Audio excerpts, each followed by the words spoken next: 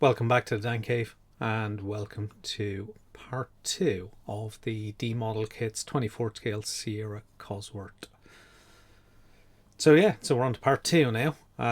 So as a quick recap, part 1 covered the kind of prime paint process, getting the decals done, getting the clear coat done, and then setting it aside for a few days while we lead into now part 2, which will crack on with the chassis, interior, running gear, and what you might call all the kind of smaller dangly bits, interior bits, so all that kind of stuff, seat belts, all that. So let's not hang about, let's crack on, head over to the bench and get rolling on part 2 of this video build. So put your feet up, sit back, relax, enjoy. But before we do that, just a quick play. If you're new here, please subscribe, please like the video if you like it, and feel free to leave a comment as well. So yeah, let's definitely head on over and let's see what's going on the bench on part 2 of this video build. So the starting place for today is the chassis and running gear. So there is so although this is a curbside kit, there is actually quite a lot of parts for the chassis. There's quite a bit of detail on the underside, good moulding of the bottom of the engine, drive shafts, rear diff, suspension components, all that. A little bit of assembly required. Usual cleanup, usual assembly with some Tamiya extra thin. With that all done, can get on over to the spray booth and start priming. So the chassis itself is primed in UMP white. So it's going to get 2 to 3 coats of UMP white. Some of the suspension components, which will be coloured various colours other than metallics, they'll also get 3 coats of UMP white, as does the suspension. Now, for things like the rear diff, the engine drive shaft, they're getting primed in UMP black. So once again, a couple of coats of UMP black shot through the UMP apex. As you can see, just slowly building up the colour. Nice light coat to start with. And then you can go a little bit heavier with the black primer. But certainly first coat or two, nice and light, get it to lay down nice and evenly. It dries very, very quickly as well. And as you can see, that's the underside of the engine showing the gearbox. So there's a little bit of masking for areas that are going to stay in black. So things like the half shafts are going to stay in black, main prop shaft as well. And that, so the rest of the parts can be painted in metallic. So I'm using high shine aluminium from Alclad. Laying down probably 2 to 3 thin coats. Not really looking for a high shine finish this time, hence it's going over the standard UMP black primer, not the gloss black. And then there's a few components get painted in red, and this is a Revell Aqua acrylic red thinned with UMP thinners and also shot through a UMP Apex airbrush. So the suspension springs, so they'll get sprayed initially in red. There's also some parts which are in blue, as you can see. So this is a light blue again from Revell Aqua. Their acrylic range thinned with the UMP thinners. So as you can see, there's been lots of parts painted in a probably massive spraying session. And once they've had a little bit of drying time, go back in and remove any of the masking tape. And there'll be a few other areas which will need a little bit of brush painting just to touch up some of the details. But the main part of that is painted, primed, masked, airbrushed in metallic colours. So as you can see, the suspension components, the springs are now going to be masked, and the rest of the hubs are going to be sprayed in their appropriate metallic colours. It's kind of easier to paint them this way, paint them in a bright color, then go over with the metallic color I want.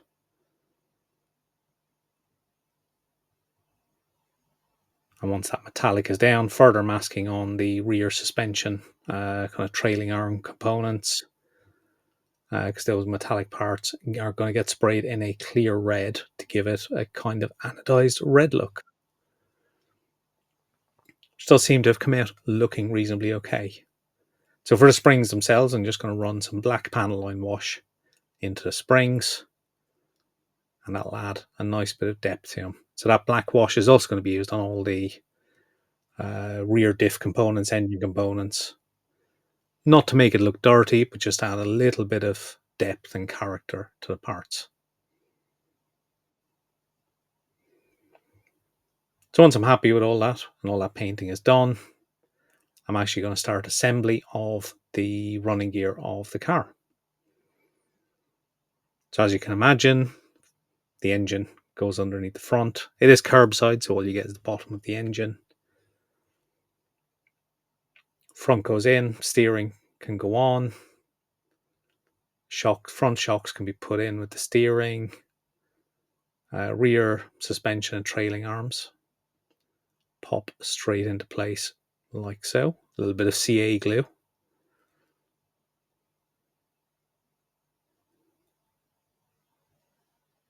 And then a rear, I'm guessing it's some kind of torsion bar. So that pops in like that. And then the rear diff and drive shafts pop in between the rear hubs and suspension components.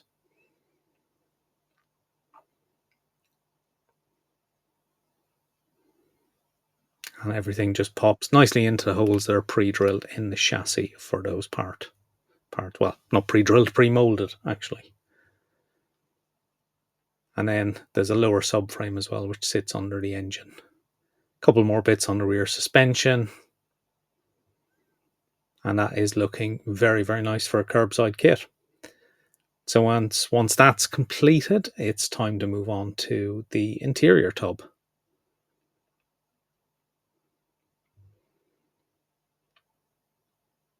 So once again, there's a whole series of parts that need to be removed from the sprues and cleaned up.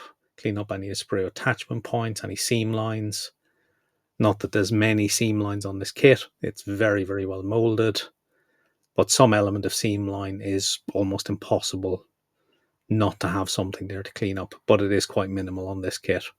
Very, very well molded. So this is the roll cage that I'm currently cleaning up the seam lines on. So for the roll cage itself, always find it's can be easier just to dry assemble it in the chassis tub, and that allows me to glue any of the parts together. Obviously not gluing the roll cage into the tub at this stage, but just gluing any of the cross members together. So using some Tamiya Extra Thin, hold it for a few seconds, and that should have enough tack on it to hold everything in place. And then all of that can be given a good hour or two to cure properly, and it can be removed from the tub once cured. So the rest of the interior, there is a dashboard, of course, steering wheel, seats, and some lovely little headsets included as well, which is a very nice touch from D Modelkits. Kind of adds to the level of detail on the interior. So as with the chassis, a lot of the components are primed in UMP white.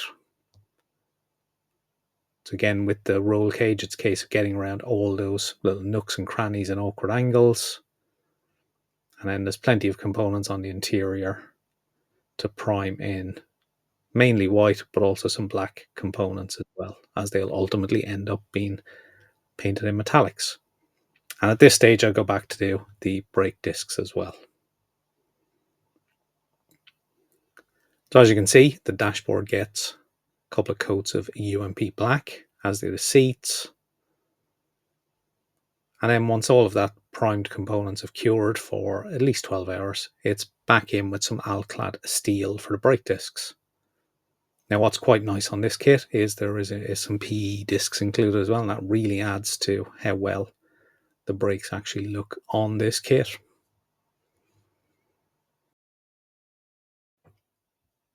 But before I get to the PE there is some detail painting to be done.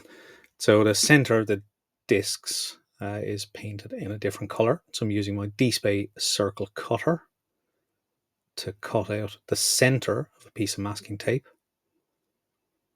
And that's so I can mask over the main part of the disc and a caliper, and then go off and spray them in basically a anodized red and anodized blue looking color. So once that's done and paint is fully cured, I can then add the PE disc parts with a little bit of CA glue, and they just pop straight in place, and they really do add to the look of those brake discs. And that of course needs to be repeated across all 4 discs. Once complete, the poly caps can be added to the hubs, and then with some more CA glue, the discs can be added to the hub assemblies. Obviously making sure you get all of them correctly oriented as per the instructions. And with that complete, it's back to the interior. So there's some nice details on the interior. So things like a first aid kit, footrest, various fire extinguisher bottles. So they've been detailed up with a little bit of bare metal foil, I think I used for the fire extinguisher. Also some decals to be added as well. And then that rear bulkhead can be added. And then the first part of the roll cage added in as well. And of course that's been detail painted as well.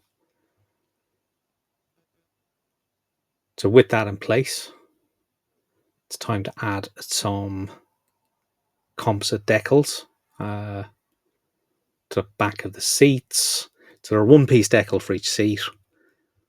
With these being 1 piece, I find it's best to get it started at the top back of the seat, get it nicely centered, and then wrap it around either side of the seat using some UMP normal and strong decal solutions, also with the application of some heat as well, and that helps the decal soften and conform to the shape of the seats.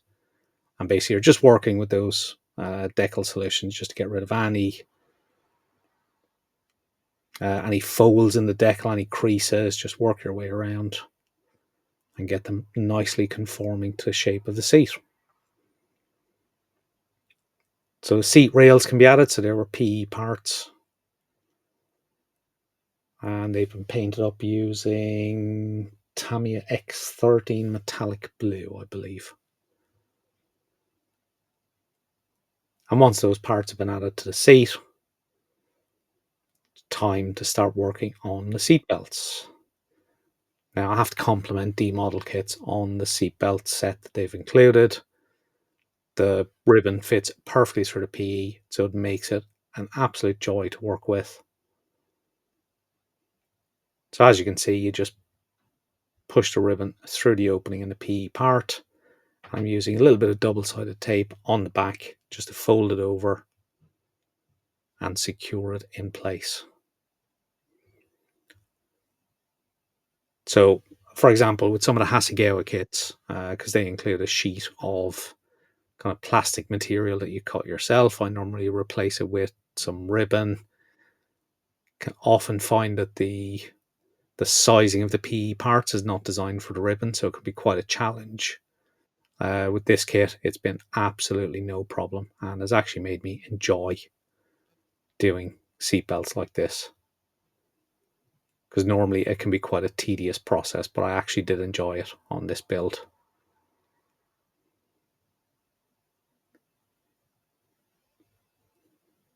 So I think the only thing to watch out for with this particular build is just make sure you leave enough length on the main shoulder harnesses, because they need to go all the way to the back of the roll cage and in the interior tub.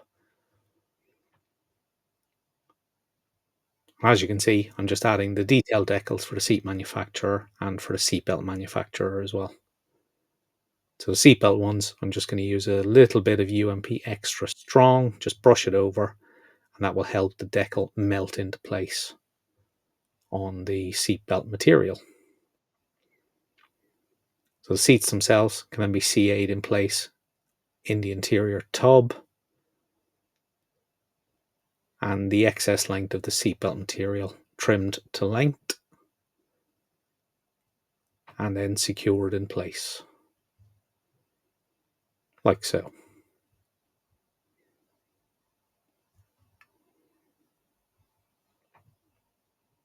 So once all that is completed, it's time to move on to the dashboard. A little bit of detail painting just on the switches. So I'm just using a little bit of acrylic paint from Revell and a micro brush. And then I can add the decals as well for the dashboard, for the speedo, rev counter. Once all that is complete, steering wheel and steering column can be added as well. There is a couple of separate switches as well to be added. Don't forget about those. So once that's complete, can then glue that in place using some CA glue, and then the remainder of the roll cage can be added. Just like so. That's beginning to look very, very neat. Very impressive kit from Modelkits. And then the final part of the interior and the final bit for part 2 of the video build is to add the door cards. So let's head back to me for my final thoughts. That is, of course, once I fiddle this thing into place. There we go. Back to me.